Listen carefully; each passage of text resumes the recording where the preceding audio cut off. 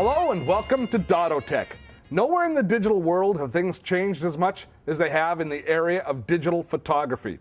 We've progressed to the point where everyone can be a much better photographer if they take advantage of the tools that are available. And it all starts with the camera. The advances in camera technology is simply stunning. Then the software that we have on our computers, either Mac or PC, takes center stage. The software is for organizing and modifying our photos and preparing them for sharing, because at the end of the day, the thing that we want to do with our photos is share them. And the best way to share them is to print them out. So the final part is the printer, where we've progressed so far as well. Now, it doesn't matter if you're a rank amateur or a photo enthusiast. The process is the same. The actual tools that we use might be slightly different, but the process is the same. So today we're going to look at the world of digital photography from a few angles. Now, it doesn't matter if this is your camera of choice, a great point and shoot, or if you roll with a DSLR like this one. The basic tools and techniques are pretty much the same. Now, I've heard a lot of good reports about these two cameras. They're both from the Lumix series that Panasonic puts out. This one is their G1 DSLR, and it is an awesome camera.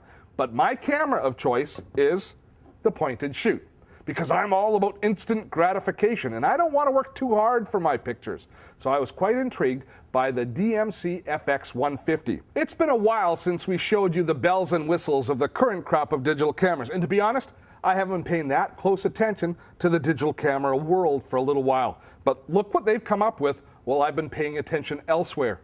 This camera, are you sitting down? It offers a whopping 14.7 megapixels of effective resolution, which is, well, it's simply ridiculous. I don't know what to say about that kind of resolution in a point-and-shoot camera. I guess it's sort of like having Wayne Gretzky in the prime of his career playing for your kid's pee-wee hockey team. It would be great, but really, it's overkill.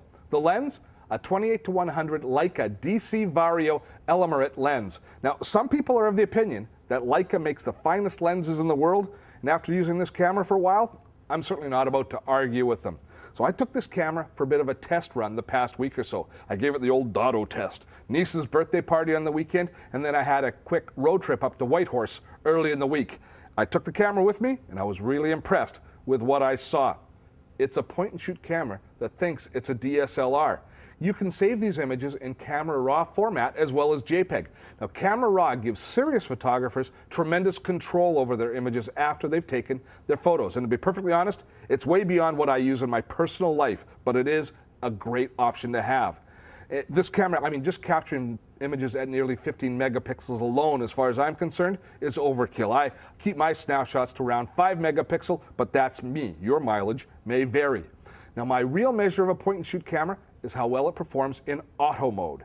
Panasonic calls theirs intelligent auto, and there's a whole range of intelligence that's built in. As soon as you turn on the camera, you see something different right away in the very first photo grid, because we have this grid now that allows you to help compose your scenes. And I found that seeing those little lines on it, which you can take off if you want, but having those lines on the scene allowed me to compose more interesting and more elegant photos. Right away, I became a better photographer because I was framing my photos better. They've also got intelligent exposure, which helps prevent photos from being over or underexposed, and the quality that you get as a result is phenomenal. They have digital red-eye correction, which most cameras now have, but then we get into some of the really fancy features. One of them is called Mega OIS, in which gyrosensors detect any shake in your hand, and then they actually compensate within the lens system to keep your photos really crisp and clear and not having blurry images due to your hand shaking. Another really advanced feature is intelligent ISO, and this is a lifesaver as far as taking pictures of your kids at, say, things like soccer games. It detects if the subject in the photo is moving, and that changes the ISO settings and the shutter speed accordingly, meaning you don't get blurred photos. You're going to end up with a lot more usable photos as a result. It also has intelligent scene selector, which senses the ambient conditions and then automatically selects the appropriate scene. For portrait photography, night mode, ultra bright light like beaches and sun pictures or snow pictures, and it adjusts for those modes. Now, to be honest, most digital cameras, most point-and-shoot cameras, have those scene modes, those presets already put in the camera, but most people just leave it on auto. They don't bother going through and actually setting the mode. So having the camera automatically change the mode is going to give you a lot better photos as you move along. And the final feature that I want to tell you about, face detection. It actually detects up to 15 faces in a frame, even if they're moving about. And then what it does is it selects the optimal focus and exposure settings so the faces come out clear. And if you think about what you want to use your camera for, it's usually taking pictures of people. So it stands to reason that the faces in a photo should be the things that are the star of the photo, in focus the most and most properly lit. So it makes sure that we have that happen. And again, it makes you a better photographer. It has about a 3.5 times zoom lens, and it has a video mode which will record video in HD. Now, when you start using this camera for recording family videos, I think you're going to be really happy with the results. But as impressed as I am with the DMC FX150, this DSLR is just as, if not more impressive. It all comes down to quality, and the quality that we can now expect from our cameras is superb. These built-in tools, well, they do one profound thing, something that I've been harping on for this whole segment.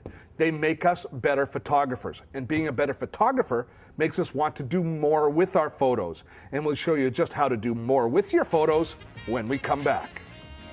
Blogs, podcasts, streaming video, you can find it all on our website. Check it out at dottotech.com.